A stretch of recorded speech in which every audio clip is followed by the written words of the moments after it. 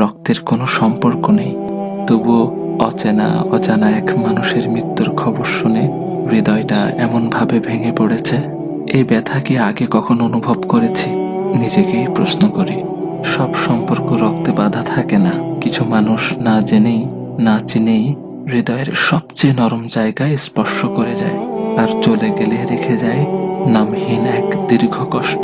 কেন জানি মনে হচ্ছে এই শোকটা শুধু তার চলে যাওয়ার নয়, এ যেন মানবতার এক নীরব অংশের বিদায়। চেনা ছিল না, কথা হয়নি কখনো, তবু তার অনুপস্থিতি হৃদয়ে গভীর শূন্যতা রেখে গেছে। একটা জিনিস খেয়াল করেছেন? আমার ভাই ওসমান হাদিকে গুলি করা হলো জুমার নামাজের পর, আর তিনি তার রবের ডাকে সাড়া দিয়ে চলে গেলেন জুমার রাতে। আহ, কত সৌভাগ্যের মৃত্যু!